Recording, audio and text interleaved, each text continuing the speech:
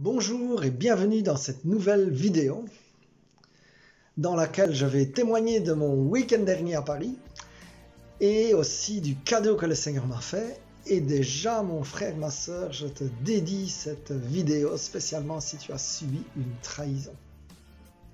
Alors tu vas me dire c'est quoi une trahison? Eh bien la définition du dictionnaire en donne trois possibilités.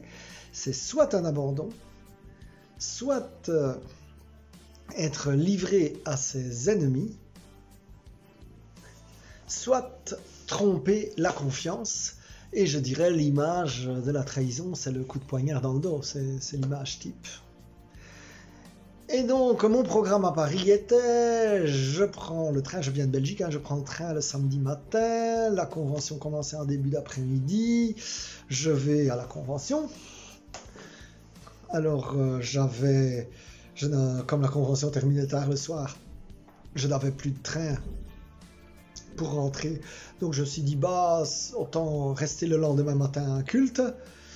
Et ensuite, je reprendrai le train en début d'après-midi. Donc ça, c'était plus ou moins le programme. J'avais pas d'attente particulière de la part du Seigneur. Mettons que je venais aussi au service comme j'étais équipier de prière, mais je n'avais pas d'attente particulière. Voilà, j'arrive à la convention, il y a d'abord la louange, on est chaud, là, ça fait du bien, on voit vraiment cet orateur a vraiment des dons d'opérer des miracles, et donc c'est vraiment magnifique, et donc on a dit, bah, c'est un homme de Dieu, lui, il a une foi pas possible, il n'y a rien qui peut lui arriver, ou à peu près.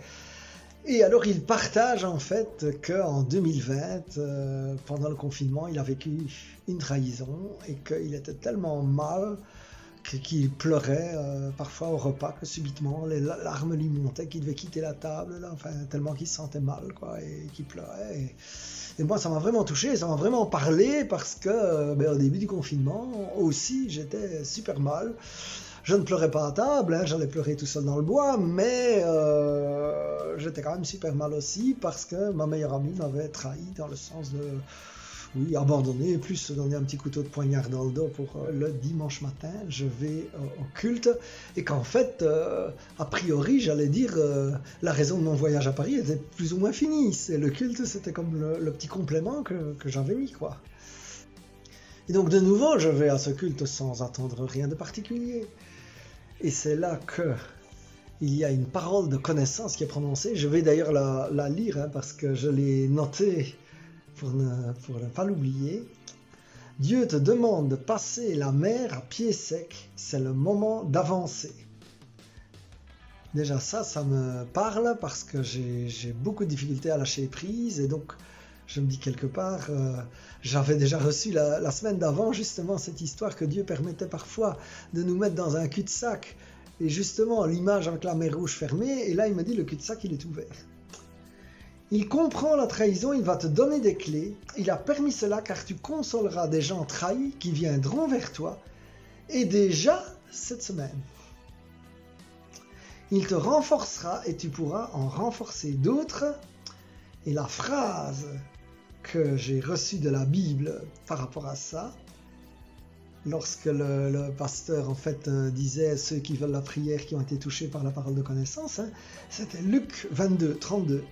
J'ai prié pour que ta foi ne défaille pas, affermis tes frères. Alors moi déjà là j'étais vraiment complètement touché, parce que je me dis, il y a vraiment le Seigneur qui me dit d'avancer, de ne plus regarder en arrière, et puis Jésus a prié lui-même pour que ma foi ne défaille pas. Et ça, je me dis que Seigneur, c'est absolument magnifique. Et en fait, en réfléchissant, je dis c'est exactement ce qui s'est passé. Parce que l'ami en question, qui avait dit que j'étais un mauvais priant, eh bien, j'allais dire, le Seigneur a permis, 15 jours après qu'elle m'ait dit ça, de vivre une écoute prière dans une retraite où c'était un sujet hyper sensible, puisque c'était les abus sexuels. Et donc j'ai prié, enfin avec un binôme, j'ai prié pour une dame, et je me rappelle que cette dame à la fin de la prière m'a dit, mais vous avez dit exactement les mots que j'avais besoin d'entendre, et en plus il fallait que ce soit un homme qui me les dise. Et ça c'est vraiment le truc qui a pour moi servi d'antidote à la parole qui en fait vient de l'ennemi. Et d'ailleurs pour dire que cette parole du mauvais priant vient de l'ennemi, j'ai demandé au Seigneur qu'est-ce qu'il en pensait, et une des premières choses que j'avais reçues après la trahison de cet ami, c'était tu ne combats pas contre la chair et le sang, mais les combats sont contre les forteresses dans les lieux célestes. Donc c'était vraiment clair, quoi. Alors, mon frère, ma sœur, je voudrais aussi te dire que pour toi aussi, Jésus a prié pour que ta foi ne défaille pas, même si les circonstances sont mauvaises, difficiles, etc. Il a prié, même si tu es trahi, il a prié pour que tu tiennes le coup. Et ça, moi, c'est vraiment, je ne sais pas pourquoi, c'est comme si quelque chose, j'ai intégré, j'ai dit, waouh, Seigneur, tu as prié pour que je tienne le coup, et je tiendrai le coup parce que tu es là, Jésus, et que tu m'accompagnes, Seigneur. Merci. Dans les minutes qui ont suivi, j'ai parlé avec une dame, mais informellement, je veux dire quelque part, j'ai parlé avec une dame qui était en instance de divorce. Et on a eu un échange, mais absolument magnifique. Magnifique parce que c'est comme si on se comprenait tous les deux. Je dis, ah oui, quand l'autre t'a rejeté, t'as senti comme si une partie de toi qu'on avait enlevée, qu'on avait piétiné ton cœur, et puis tu avais tout le manque par rapport à ça, et puis la honte, comme j'ai dit là, et te demander pourquoi l'impression de ne plus avoir de valeur, enfin toutes ces choses qu'on a pu s'échanger, et puis on a prié l'un pour l'autre. Et je voudrais te donner le psaume merveilleux qui a été reçu dans la prière. C'est le psaume 37. Ne t'irrite pas contre les gens malfaisants. Ne sois pas envieux de ceux qui font le mal. Ils se faneront comme l'herbe et comme la verdure, ils se dessécheront. Fais confiance au Seigneur, agis comme il faut et tu resteras au pays et tu vivras en paix. Et là, en plus, il y a l'idée, tu resteras au pays, c'est-à-dire que tu auras quelque part une place. Enfin, moi, je l'ai interprété comme ça, ce morceau de texte, en le méditant, tu auras une place. Et donc, même si tu n'as pas eu la place chez l'ami ou chez ceux qui t'ont trahi, eh bien, le Seigneur, il te dit, tu auras une place et tu vivras en paix en plus. Trouve auprès du Seigneur ton plaisir le plus grand et il te donnera ce que tu lui demandes. Moi, Seigneur, je te demande que je vis une vie de miracle, de pardon aussi, qui est un miracle, une vie de réconciliation.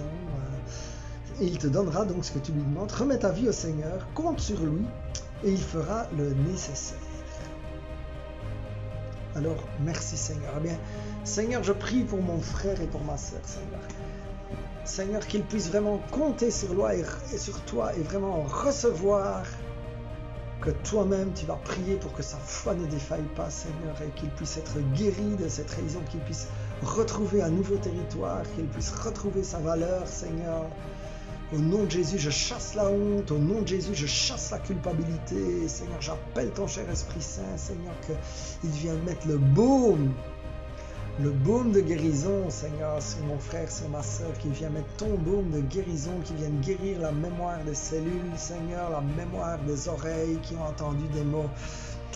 Que j'annule aussi la puissance des mots de malédiction prononcés contre toi. Je les déchire, ces mots, je les annule. S'ils ont été écrits, je les déchire.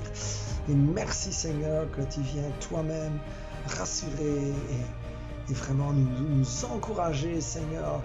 Amen, amen, amen. Alors Seigneur, je te rends toute la gloire et je te loue vraiment pour tout ce que tu as fait pour moi ce week-end à Paris. Et je prie que toi qui es le même partout pour tout le monde, qui aime tout le monde de la même façon, et bien que tu puisses vraiment aussi m'utiliser pour aider d'autres frères, d'autres sœurs.